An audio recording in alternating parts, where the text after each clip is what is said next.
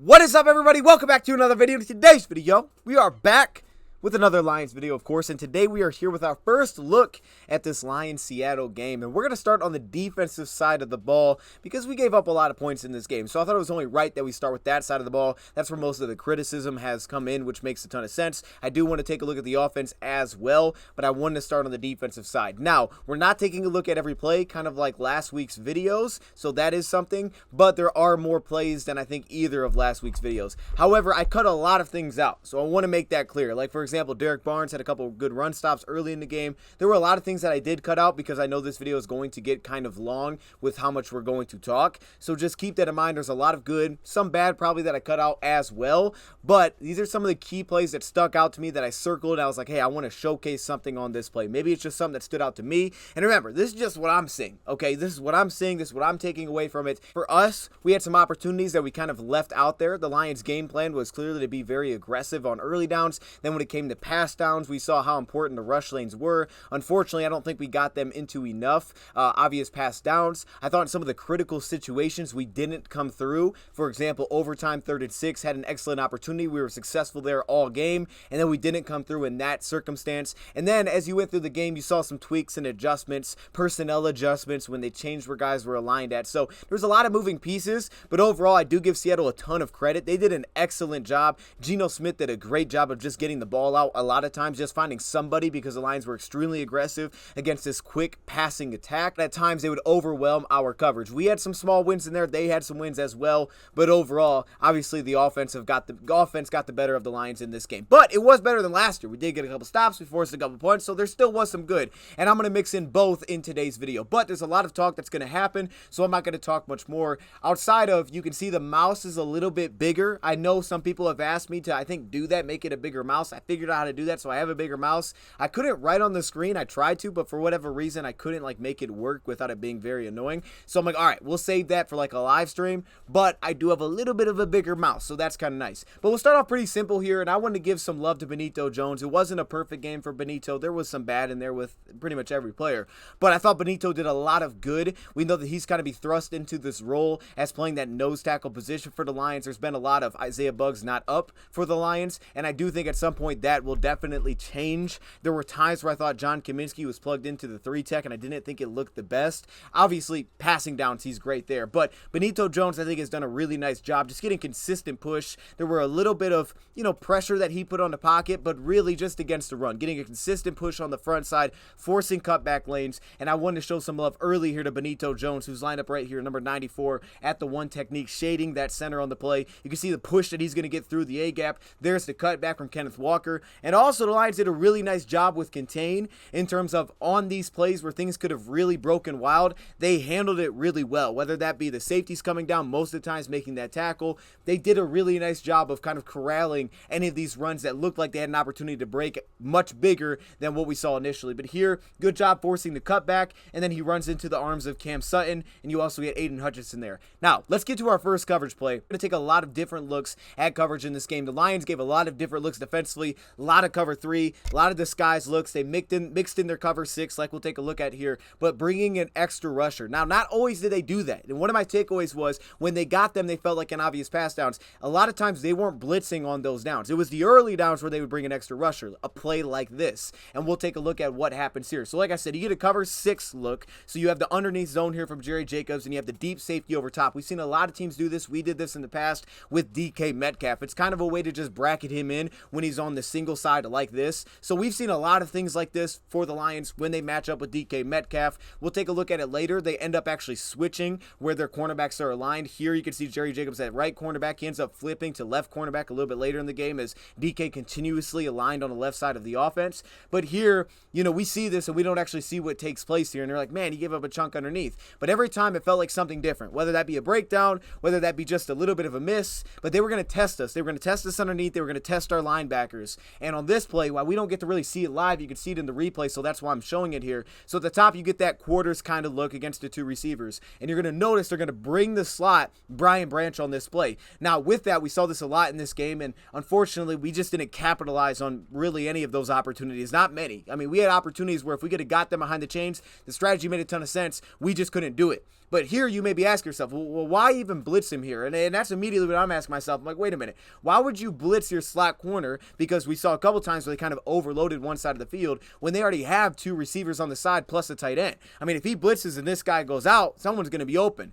Well, I think the Lions' mindset, and it was kind of clear as the game went on, was, hey, look, either this tight end's going to sit in and block, which means that he's going to pick up the 5th rusher. Now we have 5 guys getting after the quarterback, or he's going to leak out. And hopefully that's going to be a free rusher, because what they did a lot, we saw it against some run, some pass, they would slant in Aiden Hutchinson in this case and bring that slot cornerback. Sometimes they brought a cornerback, occasionally they brought a safety from the same type of position. So if he's not going to block, if he's going to take off, we should have a free rusher right here to get right in his face and force that ball quickly. That way we're not maybe giving up those shots downfield, limiting those opportunities, and then it's up to that off-ball linebacker, in this case Derek Barnes, to limit that. And we saw that in overtime, a very similar look to this. But in this case, you can see he stays in the block, so they pick it up. One thing I also must point out, pass rush lanes were key. And there were a couple of times where I felt like we got out of those a little bit. Mainly at the edge position, we got too far around the edge, and all of a sudden the quarterback had a lane to step up and run. For the most part, I thought there was a lot of good discipline there. And it was clear when watching it back how much emphasis was on this for the Lions, where a lot of times the edge rushers weren't really taking the opportunity to get around the edge. Even if it looked like they had it, it was, hey, play through, collapse the pocket. We've heard Aaron Glenn talk about this in the past, right? He loves the guys that can win on the edge, but for him, it's about collapsing the pocket. With so much mobility at the quarterback position in today's game, you got to collapse it on him. So they love those guys. I think it's a big reason they love a guy like John Kaminsky, because he will collapse that pocket. And for that, it can help your rush lanes, makes the pocket a lot smaller, and then you're forcing quarterbacks to go that way. So that's another thing I just want to point out. But watch what happens here with Jerry Jacobs, because I didn't see this live. So Jerry Jacobs, who's playing this underneath zone coverage, he's in this half-turn look, and you're going to see right there, he goes down. Now, we don't see this live, but what we see is this. We see this completion to the flat, and we see Alex Anzalone giving this up, and we're like, wait a minute, you're giving up way too much room there. What are we doing? Well, usually this underneath zone corner would have the outside on this play, but in this case, with Alex Anzalone playing the inside, you can see that he's kind of like, okay, I'm playing the inside, not going to let that break inside of me. Your outside zone player, who's usually in that flat, he's on the ground. He got pushed down, he's on the ground, so now all of a sudden you don't have that, and that's where it turns into kind of a first down pickup there for Kenneth Walker. So those are kind of the little things that we don't get to see live, and I just wanted to point out one example of that. This was a tough matchup. It truly was for Jerry Jacobs, and it's a tough matchup for everybody. Even when we put Cam Sutton over there, it wasn't like we were shutting him down. We were still giving up receptions, and on top of that, you could see that certain occasions, mainly whether that would be a 3rd and 10 where we go 2-man, 2 deep, man coverage underneath, where you have help, you're kind of bracketing him in regardless there, or even in goal line where we would slide over a linebacker and we would try to kind of bracket him in inside outside. We saw a lot of that. Now there was an occasion where Cam Sutton had him one-on-one in a goal line situation. They didn't go there, but we had to send extra help to him, and we saw that last year. Back to last year, it was a different strategy. Lions were a heavy man team last season, and they leaned into that in this game. Last year they played a lot of man coverage, and the big difference was they came at us with a lot of man coverage beaters, and we had a lot of breakdowns in the back ends, and they were cooking us. This year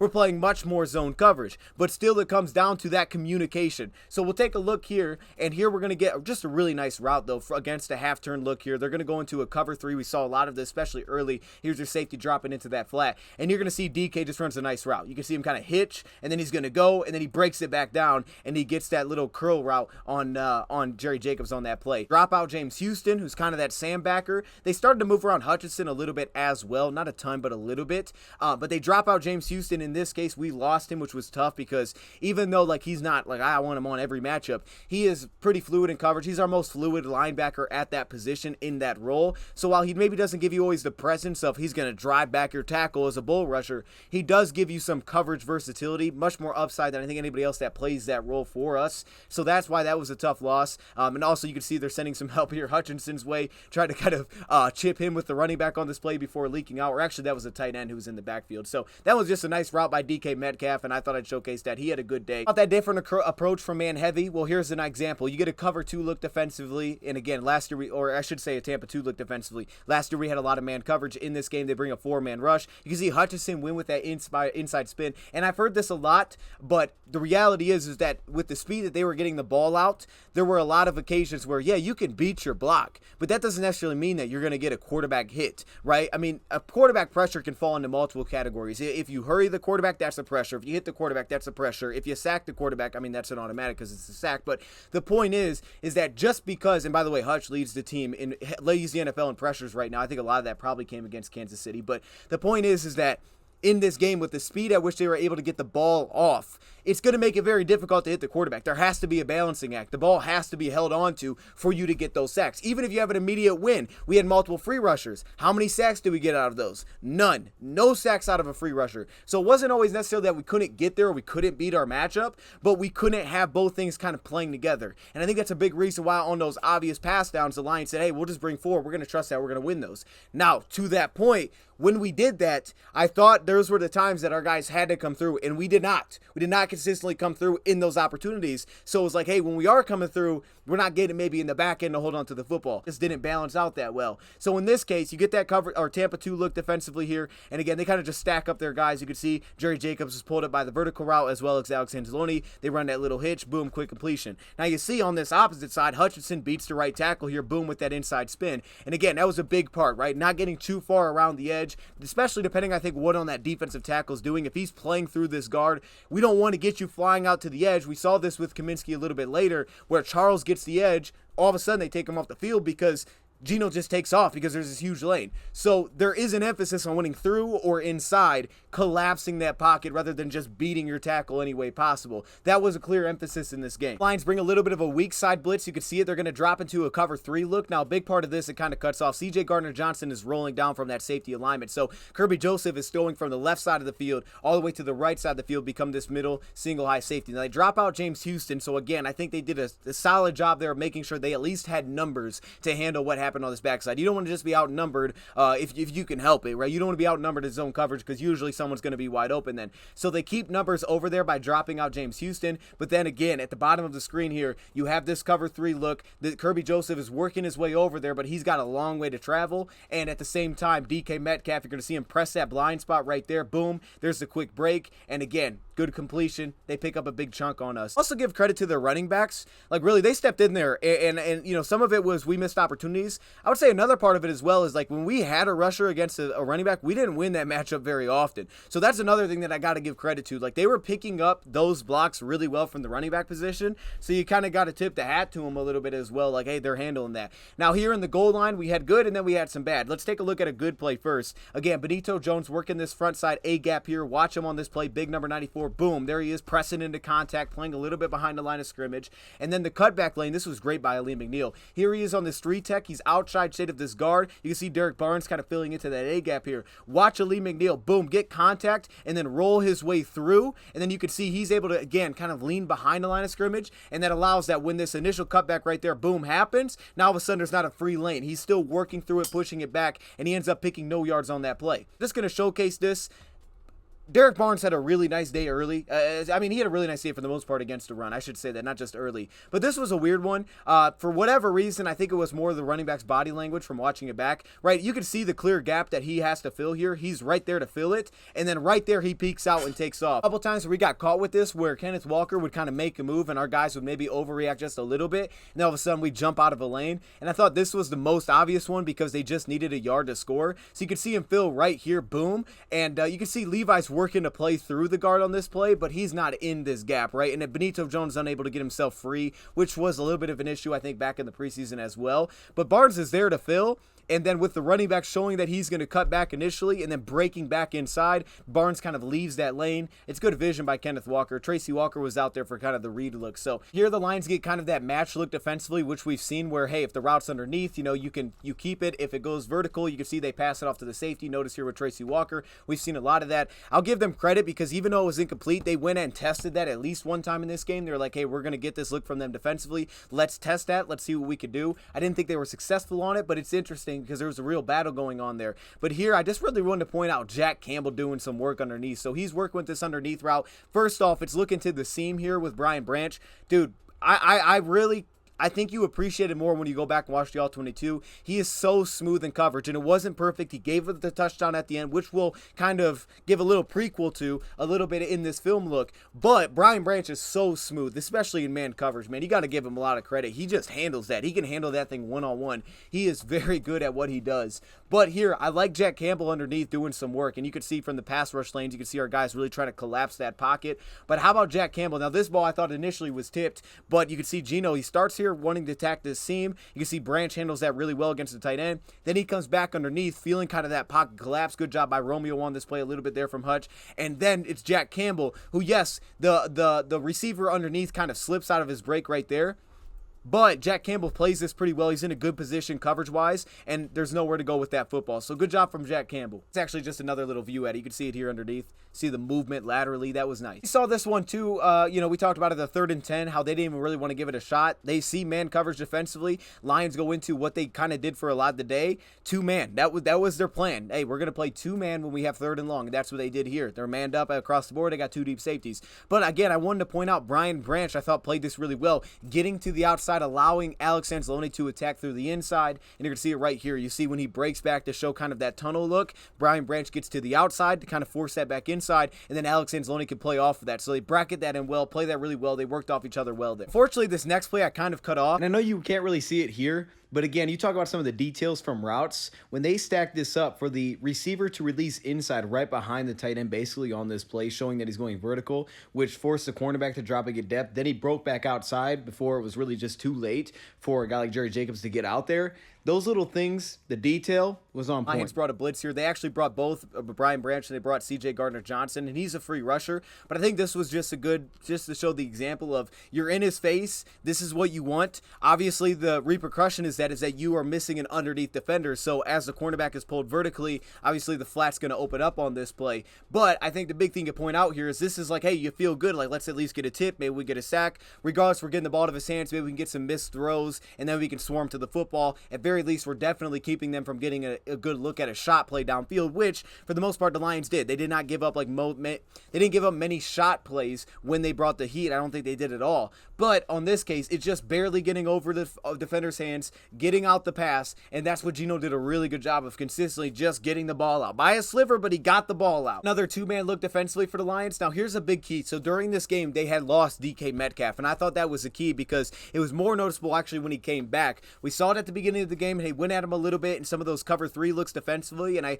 do think part of that was on early downs. They didn't want to throw a ton of emphasis at like, hey man, we got to give help over top and those kind of things. We don't want to give the shot plays, so we're going to play half turn. We'll play cover 4. We'll play cover 6 like we saw. We're going to play cover 3. We wanted you guys to stay on top of these routes. We can give up the 5-yard chunk, but we're going to bring heat. The ball's going to come out fast. So I think that's why they did that, because they didn't want to just get, cooked like we saw at times last year.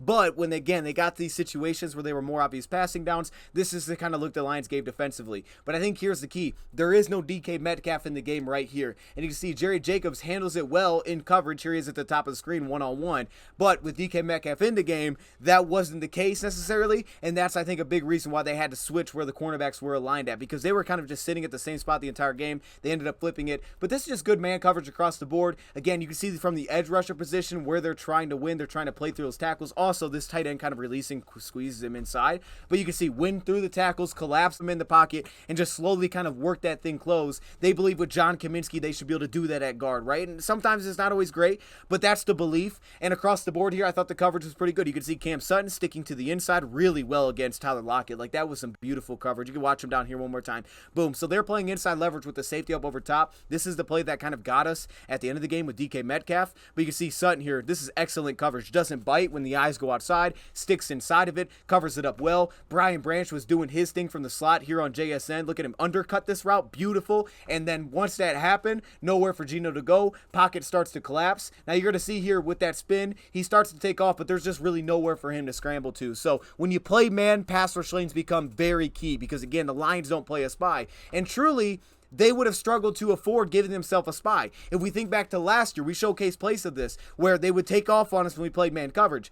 If the Lions put a spy on the play, one, they would be either losing just another pass rusher, or two, they'd be losing someone over top to help. And clearly they wanted to keep that help. One thing they maybe could have tried was, in this case when they had Lockett, was like, hey man, we'll leave Sutton one-on-one. But even still, I don't know if they wanted to take that matchup. So again, good job there by the defense. A little bit more Benito love here, but really I want to showcase C.J. Gardner-Johnson because, man, he was awesome coming down making tackles specifically in this game. Again, we're going to talk about the tight end thing a little bit more in a second, but he was awesome doing that. You can see Benito here working that 2-eye inside shade of a guard. You're going to watch him win that gap right here. Look how he sits himself down, doesn't get pushed off by the double team, controls his gap, forces that cutback, and then watch C.J. Gardner-Johnson here. Now, Charles Harris gets blocked up pretty well. He's lined up head up with this tight end. He gets blocked up really well. So C.J. Gardner-Johnson's ability to fly down, make an excellent tackle. We're going to need that because, again, a lot of the potential yards they could have picked up from broken plays, and we've seen that in the past, they weren't able to because of what our defensive backs came down and did against the run. As an example where I thought CJ potentially gave up just a little bit too much space,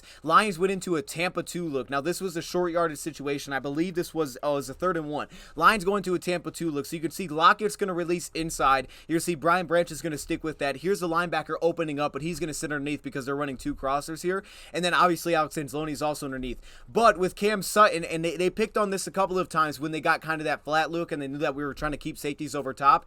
They picked on that a little bit, and we'll see another example. But here you can see with the receiver releasing inside, you can see Cam Sutton now sits back into the flat. Now he doesn't have anybody with him.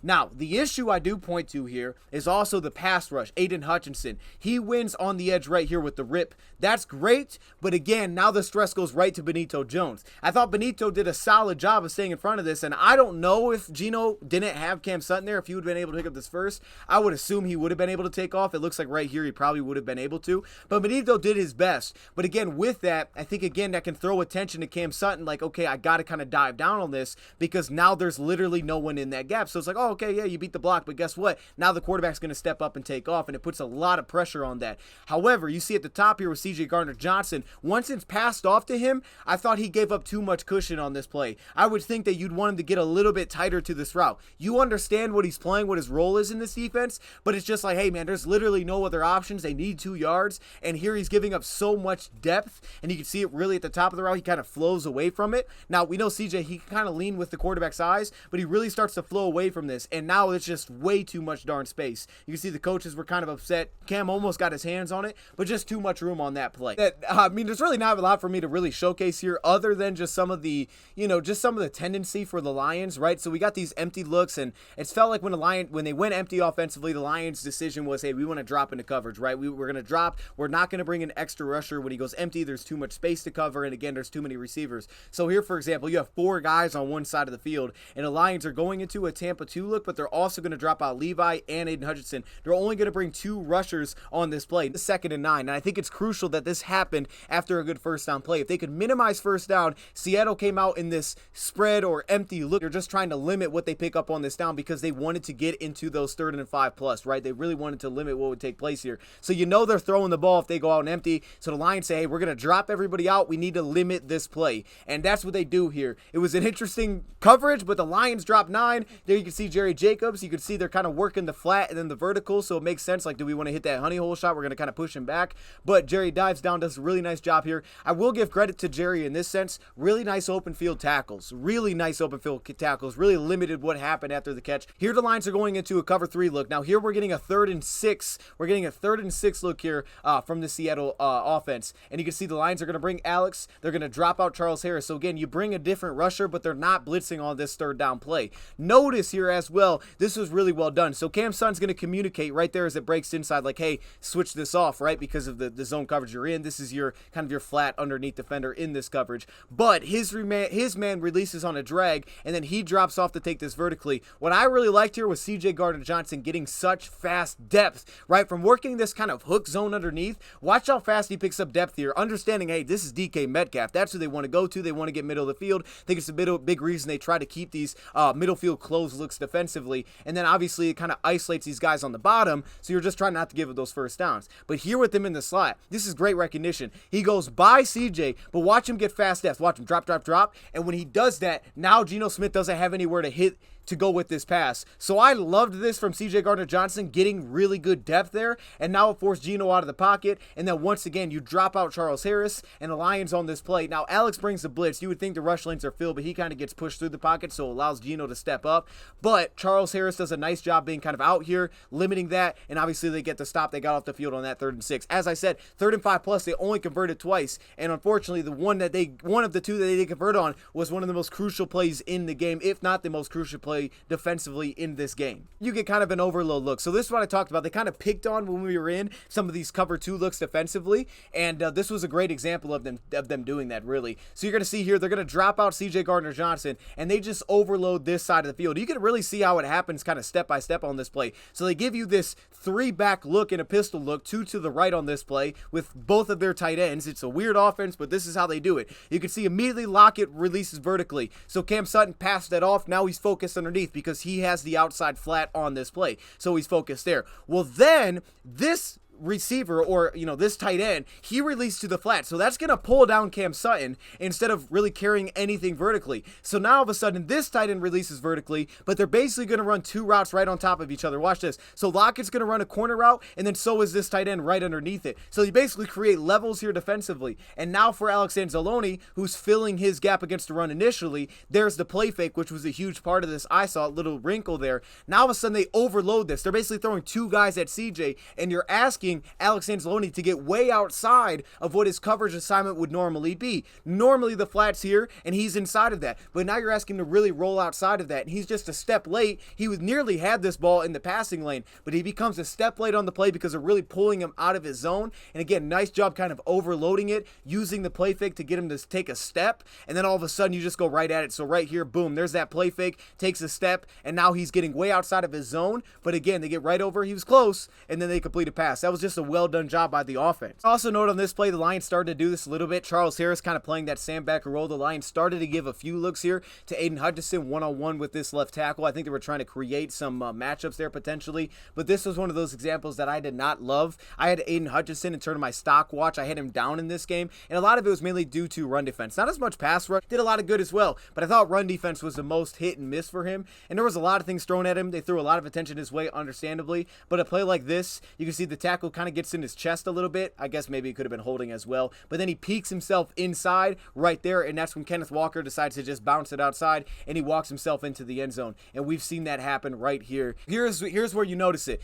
Notice what the Lions did defensively. So they flipped their corners. They now have Jerry Jacobs playing as the left corner. They have the right cornerback being Cam Sutton, so they flipped their alignments with their corners at this point. Again, notice here they're going to bring Jerry Jacobs off the edge here. They're going to bring him on the blitz, and they're going to drop out actually Kirby Joseph. They kind of give you a cloud look in this cover 3 here. So again, just another look defensively, but they're going to bring the rusher right here, and again, Aiden Hutchinson, because of that, he's going to slant inside of the offensive tackle. He gets a good jump, but here again, you're saying to yourself like, oh wow, we didn't get any pressure. This is pressure.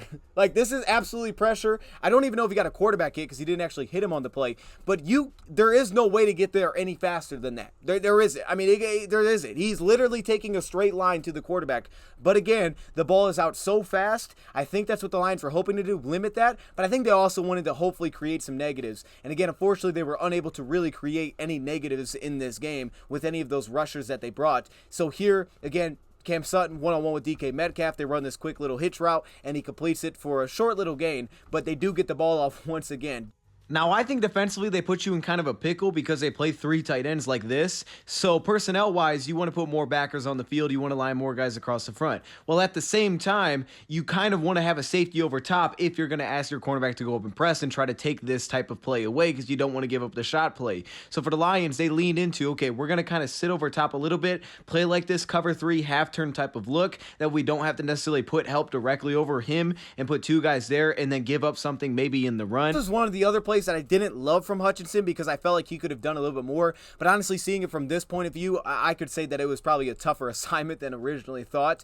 Here, this is a 4th and 1 situation. They have John Kaminsky in a 3 technique, and here he's going to get kind of just moved. All right, they're crashing down to tackle. He is not really built for this kind of role, and you can see that's really going to collapse this immediately. And what that does is it basically just creates more space for Geno Smith with kind of this mesh with the running back that Aiden Hutchinson has to cover, because now there's even more room between between him and that defensive line because it's not kind of held up. Now there's even more room that he has to worry about. There he recognizes, okay, quarterback doesn't have it, and again, maybe just a step late, giving a little bit too much room to the inside, and we give up the 4th and 1 on that play. And just another miss sack here, and again, some of the thought that I had was like, hey, either these tight ends or these guys in motion that are going to motion across, or these jet motions, they're either going to sit in the pass protect or they're going to leak out. If they leak out, we got a free rusher. If not, we're bringing all these rushers at him. We should still get there very quickly and hopefully get the ball out of his hands. So here you bring both of your cornerbacks on the play, Cam Sutton and Jerry, and you can see just a little hand there on Jerry kind of forces him outside of the pocket. And again, he steps up and we're unable to come up with that sack, and that's where the chunk play comes in, because here on this 2 deep look, you only got 3 underneath defenders because of the pressure that you're bringing.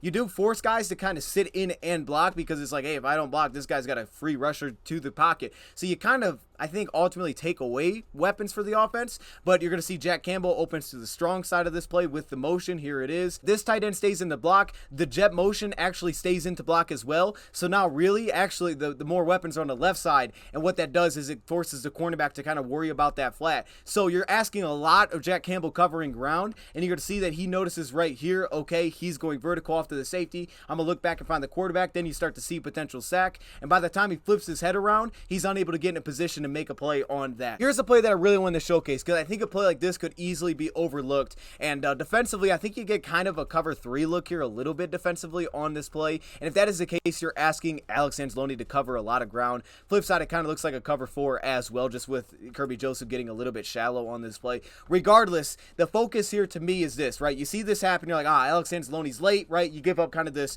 you give up kind of this drag route, and they pick up a big chunk. But what you miss is this. You can see it here with John Kaminsky. He's lined up in a 6 technique, meaning head up with the tight end on the play. So guard, tackle, tight end. He's head up with that tight end. Also, you're going to see again Charles Harris here on the strong side. They're putting again Aiden Hutchinson on this opposite side. So he's going to have things like this because they really like to slide their line. And I thought that was another part of bringing the blitz. Like, hey, if they're going to slide their protection with all these run fakes, if we can bring the rush off the edge, specifically if we can get off that backside, we're going to get a free rusher, and we're going to make it difficult so they can't just move the pocket with 2 backup offensive tackles. And because of that, all of a sudden we're not able to get pressure because they're just moving in and out of the pocket. We're going to bring heats. We're going to scream off the edge. That way we can kind of minimize, I think, some of this slide protection that's just basically set up by the play action. However, with that being said, watch this. So Charles Harris, boom, you see him get some contact. Derek Barnes is able to sit down with this. Not to say that this was necessarily good by Alex Anzalone, but he's filling his run fit first, right? He's filling in for the run. The fake toss got a lot of guys. You can see with Aiden Hutchinson, Alex Anzalone, so this is a good fake. They had a lot of really good fakes in this game. But notice John Kaminsky does not get a touch on this tight end. Watch right here.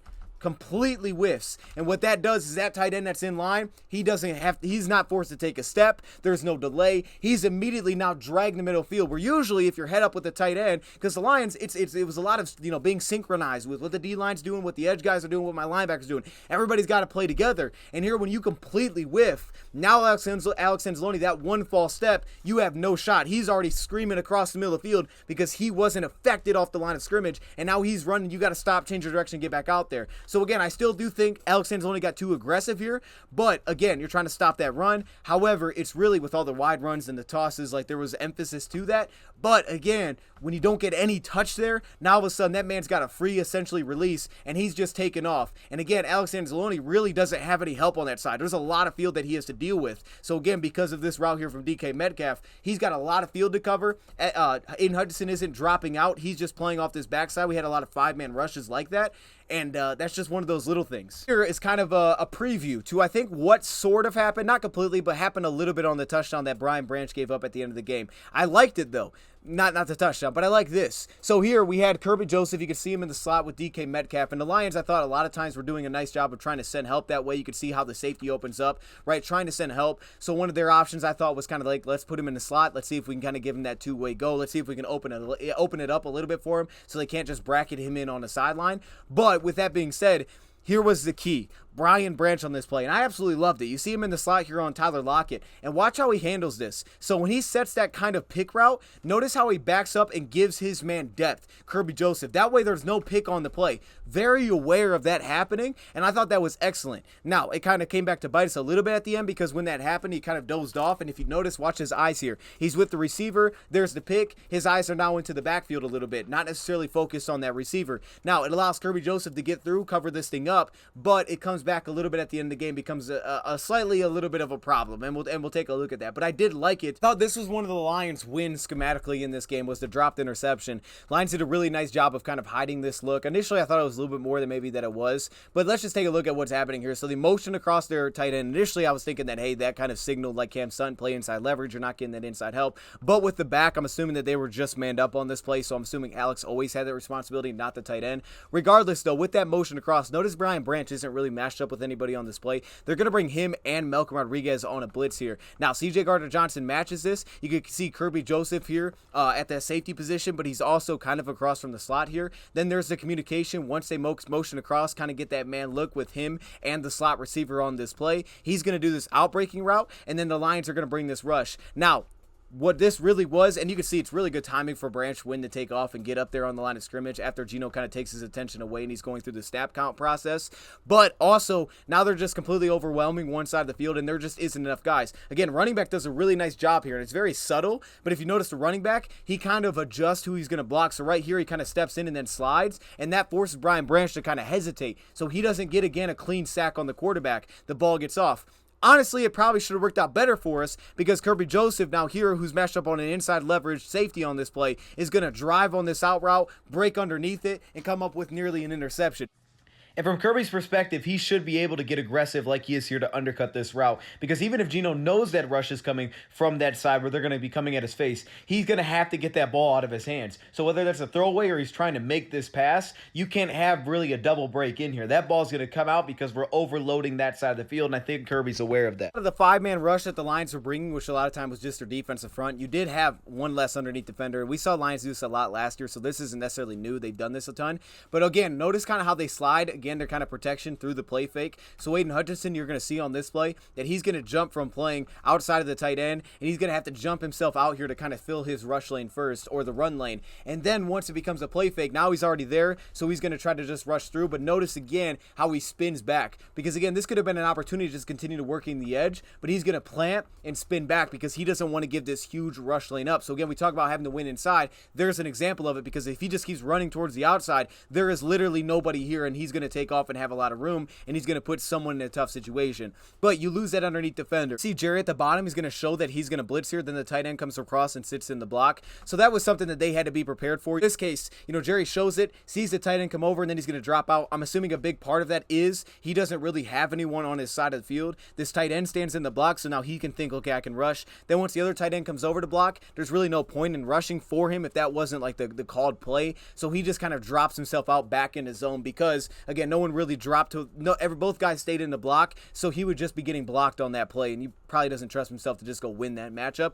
But you could see it here on the top with Malcolm Rodriguez kind of planting in to stop that run, trying to fill that, essentially that big B gap that's opened up, because Hutch is trying to get out to the edge here. He's trying to fill inside here. So then when he tries to turn back and notice, hey, the route's up the seam, now he's late as he drops to get depth. Both these routes are running essentially, I think, post here. Yeah, so now Kirby Joseph, obviously he's got to pass this off to C.J. Gardner-Johnson on the flip side, which they kind of do, but you lose that underneath defender again, and they just have to flip it out, and now you have a big chunk. This one was kind of just an idea. Like, I don't know if I'm right on this one or not, but this is definitely something that I'm just like really curious about, because again, they do a really good job of kind of overloading one side of the field. The Lions go into what looks like a quarters look here defensively, right? 4 deep on the play, 3 underneath, and you're going to notice with that, they're bringing 4 receivers, eligible receivers, to one side of the field, with the running back, with the jet motion that leaks out, that's where it's going to go, running the seam here, and then again running the post. Now that became an issue because you're going to see it on the big play that Jerry gave up. He's peeking inside on that, so that's where he got beat to the outside,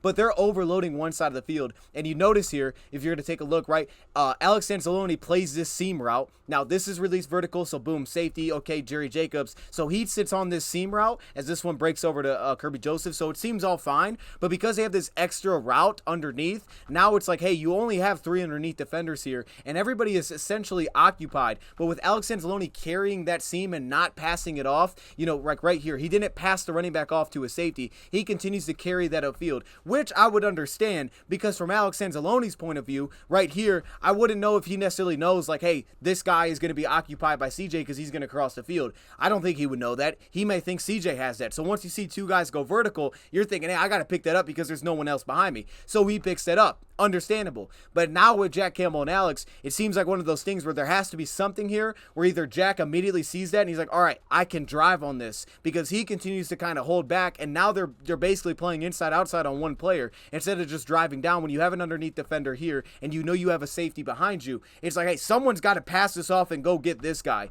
And by the time Jack Campbell does that, the ball is being thrown. Again, Geno Smith did a really nice job utilizing his eyes, watching downfield, and then when he came back to it, that's when Campbell started to make that break. But it just seemed like it just needed to be a tick faster. It was like, hey, they're overwhelming you here. It's got to be a tick faster. This is the example of pass rush lanes, and I think it's one that Dan Campbell actually talked about. Now, the guard is going to overset big time right here. He jumps out. He jump sets John Kaminsky, I should say. Not necessarily overset, but he jump sets him, and he actually gets some good contact there and drives him out of the play.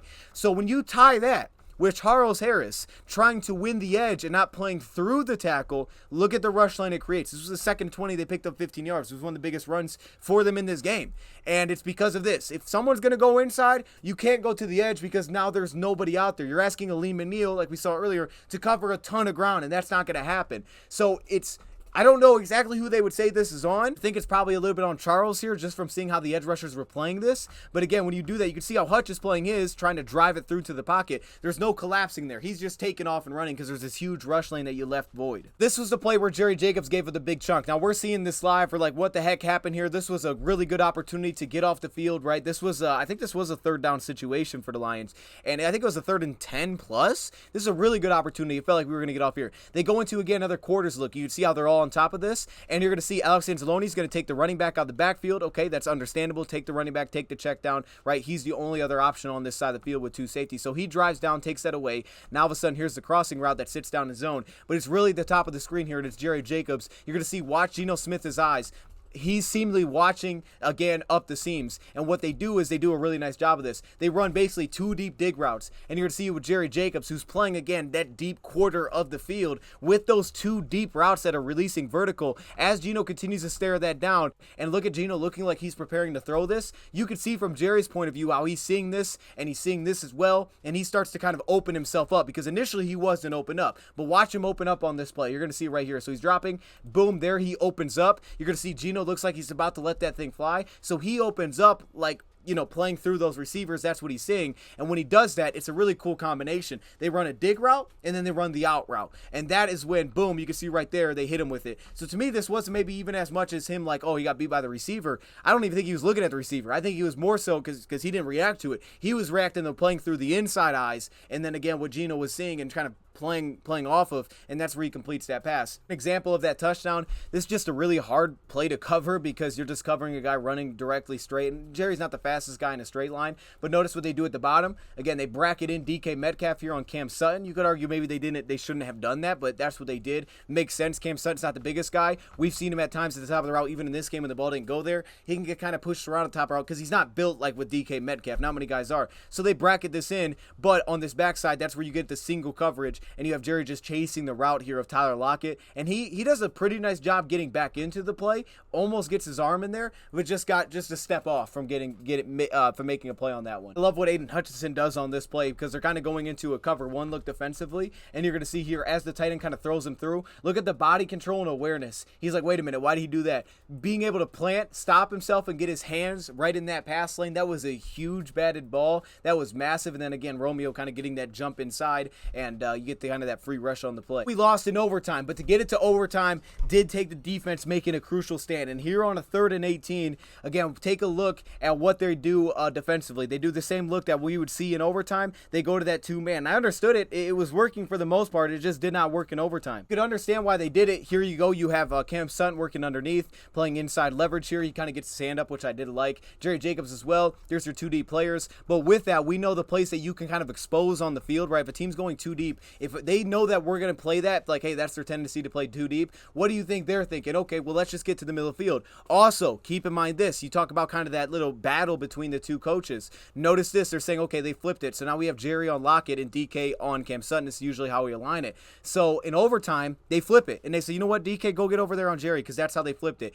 And they attacked it. But in this case, they said, look, We know they're playing too deep. That's what they usually do. So we're going 2-man coverage, and they're not going to bring blitz on the play. So we should have time as long as we hold up. And in this case, they did. A big part of that as well was they utilized their tight end to chip, and then he works out. So it kind of put 2 blocks on him. And then again, kind of the same thing here at the bottom with Charles Harris, right? They got the chip, and then they have a tackle. So really the pressure had to come from the inside, which we got a little bit from Aleem, and it kind of started to collapse the pocket. But because they know we're going too deep, where do you attack the field? You attack it right over the middle of the field because there's no help there, right? There's no help over the middle of the field. But notice, you got to give credit to Brian Branch. This is excellent coverage. This is excellent coverage, man. And the more I watched this, I just sat back thinking, like, this guy's going to be good for a long time. He's going to be great for us for a long time because we're going to have a very reliable nickel corner that we can just lean on and build around, really. He feels like a build-around type of piece. And you can see it here working in the slot. Look how he plays this, man. Just sticking right in the hip. There's no space. Gino wants to go there. You can see him. He's like, I'm going to let this thing go. I'm going to let it go. And he can't because there's no space. Plus, you get a little bit of push there. And then at that point, there's nowhere to go with the ball. Alex Anzalone, both linebackers are covered up here. I do like how Alex, this was pretty bold. Everybody's plastering really well, too. Notice here at the bottom. You can see how he plasters this route. Derek Barnes, good job there. Nowhere to go with it. But Alex Anzalone sees this happening. I got to think he knows there's a second deep safety. And he's like, man, I'm just going to get him. He's just like, I'm going to get him. I'm closing this thing, right? And you can see how it just flies down. And he just makes that decision. Like, I'm taking this thing away. Safety, hey, if he gets this off, this could have been dangerous. It's like, hey, safety needs to go, they got to be aware of this. But Alex just takes it in his own hands. And sometimes that goes right. Sometimes it doesn't. But I think you can appreciate a guy that's just confident, like, I'm going to go make that play. We're closing this thing off. I'm not going to let him keep running around. I'm going to go seal that deal. And he went down and he made a play. So great job, Alex Anzalone. You got to love that shot to Duracell. We took a look at earlier when we said, okay, they're kind of going to bring it here off the slot. So now we either have a free rush or they pick it up. But one thing that I noted is if you watch on this play, notice I think from Benito Jones, there's kind of an issue here. Seems like they're maybe not on the same page because it would make sense that you're trying to occupy the tackles and you're trying to get this guy clean. But if you notice, there's some sort of issue here. Benito Jones kind of jumps outside like this and almost as if to open up a potential rush lane in the inside. There seems to be something going completely wrong here, like there's some massive confusion. So this actually does get blocked up on the play. You're going to see it here. I get the sense that Benito was thinking that he was going to loop around Aiden Hutchinson, trying to crash inside of the tackle to potentially pull him inside to allow the slot blitz to actually work. But this just looks all the way off because he's in a 2-point stance with some space and they just don't hit it quick enough.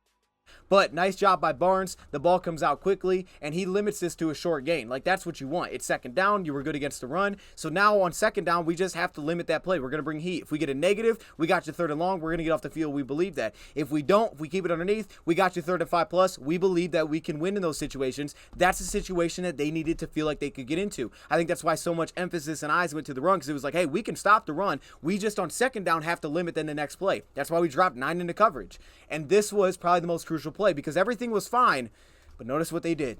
DK Metcalf flips sides. He goes one-on-one with Jerry Jacobs. We man up over here. This is really nice coverage here from Cam Sutton. You can see it here on Tyler Lockett. But they flipped it. Now, we still have too deep. We still have help here with Kirby Joseph. I would say maybe a little bit too deep, but we're trying to stay inside leverage with these guys. And it's fine early, right? Boom. He tries to attack that. So they know what's coming. They know what's coming, which is the only thing that's very predictable. They know what's coming. But it's right here at the top of the route. Watch this. Boom. There's that head fake, and we saw it with Sutton. Jerry bites just a tad too hard. And then it's Kirby just a tick late to get there and make a play. And all of a sudden, you give up that completion. That was their chance. That was the down they wanted. That was the situation. I got to believe they said, we want to be in this situation. And they just couldn't come through and get off the field. And also, notice on the play, we didn't get pass rush. It was one of those examples where we just didn't come through with pass rush. Again, we talked about the running back staying in, helping out, tight end staying in to help out, but we weren't able to convert anything here. With the running back staying in, tries to set up that bull rush, and he's not able to convert fast enough to get that kind of pressure. There's no immediate win in the interior either, which is really what I point to here. You can see with John Kaminsky. I didn't think this was John Kaminsky's best day. And you can see it here. He's kind of just hemmed up there by the guard, and that was the play where it's like, man, if we get interior pressure, if John beats this guy one-on-one, now all of a sudden he's in his face, that probably doesn't happen. And it's just like, hey, that's the game. That is the battle. That's the game. And that was the case where we didn't make it happen. You have another blitz. They're going to slant inside. Here comes CJ off the backside. Now he's going to kind of delay and then rush with kind of the mesh point, I think, on this play. That's right. Notice John Kaminsky jumps again, kind of like Hutchinson, to the outside to kind of fill his run lane. With that, you're going to see Derek Barnes. His step is going to be right to that B gap, which is is going to be open. Boom, step to the B gap. But it's a play action fake. And you're going to notice here, Charles Harris. They had Julian doing this. Now they have Charles doing it with Julian out, dropping into coverage. It's not most natural, but you're going to see with all the movement, with how the offensive line jumps, his eyes to me were just too focused in the backfield. I look at him on a play like this. Maybe it's some of the other linebackers as well. But the cornerback's taking this tight end. It's this tight end that drags across. And you know he's got to drop into coverage here. This was, I believe, a cover 3 look defensively. A blitz on a cover 3. So he's that outside flat defender. And you see he kind of just lofts it up above him, right? Kind of just focused on that mesh point. Oh, hey, could he jump into the B gap? Instead of like maybe just saying, hey, Barnes is going to fill that. And because of that, just too much focus there. By the time he drops out, the tight end gets behind him. And they just loft it up to him, pick up the first. And we had seen a lot of that. But they all happen really in different ways. And this is how they ended it. And it was like we talked about earlier with Brian Branch. So you get a cover 1 look defensively. Here, Brian Branch sitting outside leverage. Again, this makes a ton of sense. I would have done this too, even with Cam Sutton. They say we're going to double team DK Metcalf. We're not letting him win on a slant or just beating somebody one-on-one. I get that. Take that away. And then earlier, the play before this, they ran a quick little speed out on Cam Sutton one-on-one. So like, we're taking that away. I get it. Backside, though, now you're manned up. And you're going to see here with Brian Branch, so good early. They set a pick play. And maybe this is them realizing how he played it last time. Maybe it's not. But they set a pick play like this. Branch drops to give space, which is great. Alex Anzalone's here to take that away underneath. But as he drops to give space for Kirby to get through, watch where his eyes go.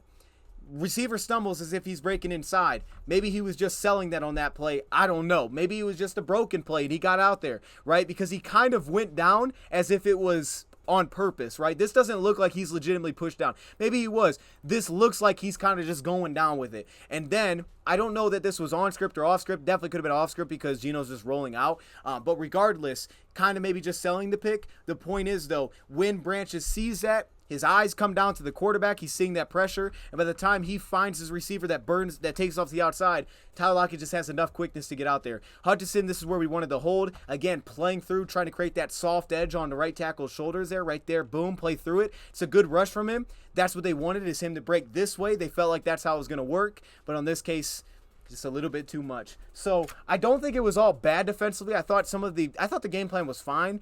If anything, maybe we could have adapted a little bit earlier to it. Gino was one of the best players against man coverage last year. They were the best team against the blitz last year, so you could argue maybe they should have blitzed less. I didn't know if they were going to blitz. I think coming into it, I didn't think they were going to blitz this much, and they decided to bring the heat. I get it. I think theoretically the plan made sense on paper. It's just if they would have made just a couple more plays, I think things would have changed. But it tested a lot of guys defensively. I think it was a really good test for us. Really, the biggest issues I had defensively, schematically, was one, I think it can get a little bit predictable when they can start picking up on your tendencies, which every team has. But for example, at the end there, for them to just flip it and say, okay, we're just going to get Jerry on him. Like maybe that's one of those things where you maybe have to call a timeout and be like, no, Cam Sutton, just follow him around. If he's on the outside, you have to follow him around. Maybe something like that because they knew it was coming and they attacked that. And I think that's the biggest thing. There's just some predictability, I thought, there. And I do think there's still a lot of positive to take out of this game. I think, if anything, this should be like a really good opportunity to kind of like hey, come together on this because this was a tough one. We also got to see a little bit of Tracy Walker, more so towards the goal line, but we're going to see a lot of him going forward, and I'm excited about it. It was cool to see him get snaps out there, if he even got a snap in there. So we know guys like that are the guys that, he's a guy that we're going to be focused on because he's going to be a big part of this, and he's fired up to do so. But let me know your thoughts in the comments below. Thank you for watching, and I'm out.